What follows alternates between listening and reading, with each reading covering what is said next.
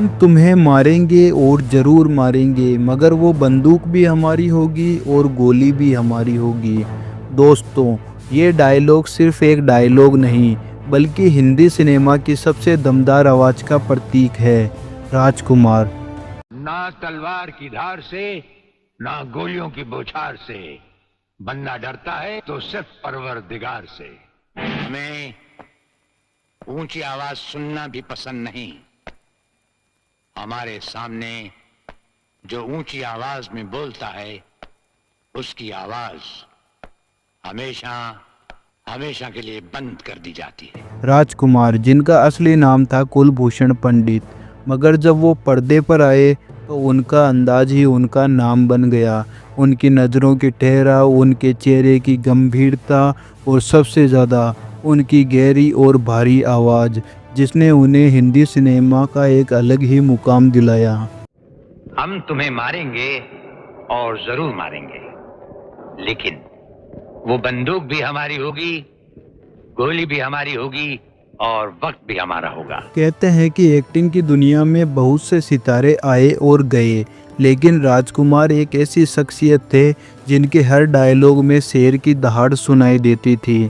वो सिर्फ एक्टिंग नहीं करते थे, वो अपने रोल को जीते थे। जब बाकी अभिनेता अपने डायलॉग्स को भावनाओं और हाथ पैर की एक्टिंग से जिंदा करते थे, तो राजकुमार का तरीका बिल्कुल अलग था।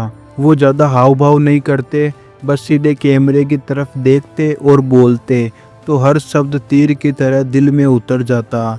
उनके डायलॉग डिलीवरी का एक किस्सा बहुत ही मशहूर है। जब फिल्म वक्त में उन्होंने कहा था, ये बच्चों के खेलने की चीज नहीं, हाथ कट जाए तो खून निकल आता है। बस इस एक डायलॉग से वो सीन इतना हिट हो गया कि आज भी लोग उसे याद करते हैं। राजकुमार सिर्फ पर्दे पर ही नहीं, असल ज़िंदगी में भी उतने ही नवाबी अंदाज वाले इंसान थे।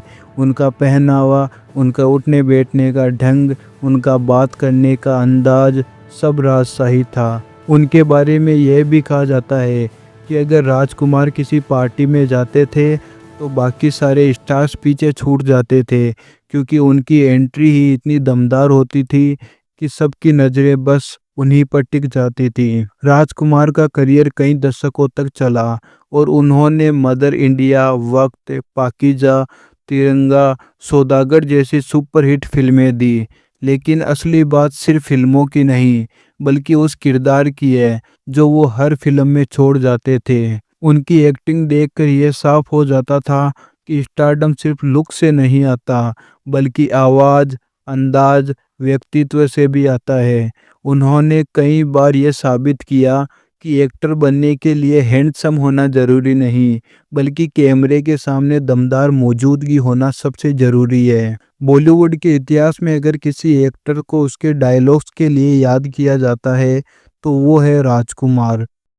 हम तुम्हें सिर्फ ये बताने आए हैं कि अगर तुमने तिरंगे के खिलाफ कोई भी कदम उठाया, तो हम तुम्हें वो मौत देंगे जो ना तो किसी कानून की किताब में लिखी होगी और ना ही कभी किसी मुजरिम ने सोची होगी।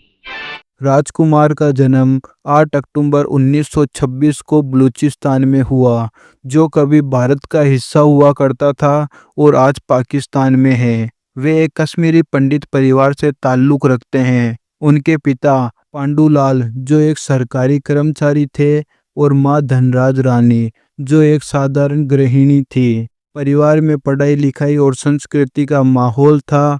घर में ज़्यादा पैसे नहीं थे, लेकिन खुददारी बहुत थी, और इसी वजह से राजकुमार का बचपन बेहद साधारण था, लेकिन स्वभाव शुरू से ही जिद्दी और आत्मविश्वासी था। पढ़ाई लिखाई कराची में हुई और वहीं से उनकी सोच और व्यक्तित्व में निखार आया। पढ़ाई पूरी होने के बाद जब वे नौकरी की तलाश में मुंबई आए, तो किस्मत से उन्हें मुंबई पुलिस में सब इंस्पेक्टर की नौकरी मिल गई। वर्दी पहनकर थाने में बैठने वाला यह नौजवान अपने ठसक और अंदाज से हर किसी को चौंका देता। कहते हैं कि थाने में जब वे केस की तहकीकात करते, तो उनके बोलने का तरीका और आंखों का तेज सामने वाले को कांपने पर मजबूर कर देता।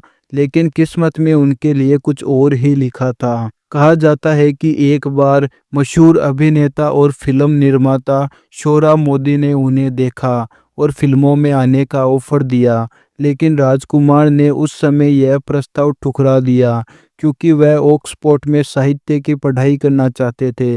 लेकिन बाद में उन्होंने फिल्मों में आने का सोचा और साल 1952 में फिल्म रंगीली से अपने करियर की शुरुआत की। शुरुआती दिनों में छोटे छोटे रोल मिले, लेकिन उनके अंदाज ने सबका ध्यान खींच लिया। फिर आया 1957 का साल, जब महबूब खान की फिल्म मदर इंडिया में उन्हें एक अहम रोल मिला। हालांकि फिल्म में उनका किरदार नेगेटिव था, लेकिन लोगों को उनका काम बहुत पसंद आया और धीरे धीरे वे बॉलीवुड में अपनी पहचान बनाने लगे। 60 के दशक में उनका करियर अपने चरम पर था। फिल्म वक्त में मल्टी स्टार कास्ट के बीच वे भी अपने डायलॉग और स्क्रीन प्रेजेंस से सबसे अलग दिखे। हीरा रांझा में उनका शायराना अंदाज, नीलकमल में उनका अभिनय और पाकीजा में उनकी मौजूदगी ने उन्हें एक अनोखा मुकाम दिलाया। पाकीजा का एक मशहूर सीन जिसमें वे कहते हैं, आपके पैर देखे बहुत सुंदर हैं, इन्हें जमीन पर मत उतारिए, मेले हो जाएंगे, आज भी अमर है। ये उनके अंदाज का ही करिश्मा था कि साधारण से शब्द उनकी जुबान से कविता बन जाते थे। राजकुमार की सबसे बड़ी ताकत थी उनकी आवाज़, धीमी लेकिन ठहरी हुई ले, गहरी और गंभीर टोन और शब्दों के बीच का वह ठहराव, ये सब मिलके उनके डायलॉग्स को जिंदा कर देते थे। वे सिर्फ बोलते नहीं थे, बल्कि शब्दों में जान डाल देते थे। उनकी चाल में ही रॉयल्टी और ठसक झलकती थी। शायद यही वजह थी कि लोग कहते थे कि राजकुमार के पास एक्टिंग का कोई स्कूल नहीं था, वे खुद एक स्कूल थे। उनके फिल्मी सफ़र में कई सुपरहिट फिल्में आई, पाकीजा, वक्त, नीलकमल, हीरा रांझा, सौदागर और तिरंगा जैसी फिल्मों ने उन्हें अमर कर दिया। सौदागर में दिलीप कुमार के साथ उनका टकराव फिल्म की जान बन गया। वहीं तिरंगा में देशभक्ति से लबरेज किरदार निभाकर उन्होंने दर्शकों को झकझोर दिया।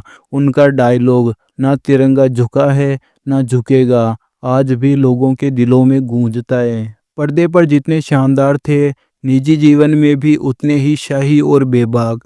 वे कभी किसी से दबते नहीं थे। अगर किसी बात से असहमत होते तो खुलकर बोलते। एक बार की मशहूर घटना है कि एक बार किसी ने उनसे पार्टी में कहा कि आपकी आवाज़ बहुत ही बनावटी लगती है। इस पर राजकुमार ने मुस्कुराकर जवाब दिया कि जॉनी, ये आवाज़ भगवान की देन है, खरीद कर नहीं लाया। उनकी इसी बेबाकी ने उन्हें लोगों का चहीता बना दिया। निजी जीवन की बात करें तो राजकुमार ने 1960 में जेनिफर से शादी की, जो एक एंग्लो इंडियन एयर होस्टेस थी। शादी के बाद उन्होंने हिंदू धर्म अपनाया और अपना नाम गायत्री रख लिया, जिनसे उन्हें 3 लड़के हुए, पुरु राजकुमार, पनिनी राजकुमार और वास्तविक। पुरु राजकुमार फिल्मों में भी आ चुके हैं, लेकिन उनका करियर ज़्यादा नहीं टिका। राजकुमार के स्वभाव की बात करें तो वे गुस्सैल थे और कई बार वे डायरेक्टर या साथी कलाकारों से भिड़ जाते थे, लेकिन उनके रुतबे और अदाकारी के सामने हर कोई झुक जाता था। कहते हैं कि जब वे सेट पर आते थे तो पूरे माहौल में एक अलग ही खामोशी और रौब छा जाता था। 70 और 80 का दशक उनके करियर के लिए चुनौती भरा रहा, लेकिन 90 के दशक में सौदागर और तिरंगा जैसी फिल्मों ने उन्हें फिर से बुलंदियों पर पहुंचा दिया। उनकी उम्र बढ़ चुकी थी, लेकिन उनकी आवाज़ और अंदाज में वही दम था। दुर्भाग्य से उन्हें गले का कैंसर हो गया। लंबे इलाज के बावजूद उनकी हालत बिगड़ती गई और आखिरकार 3 जुलाई 1996 को मुंबई में उन्होंने इस दुनिया को अलविदा कह दिया। उनकी मौत ने पूरी फिल्म इंडस्ट्री को हिला दिया।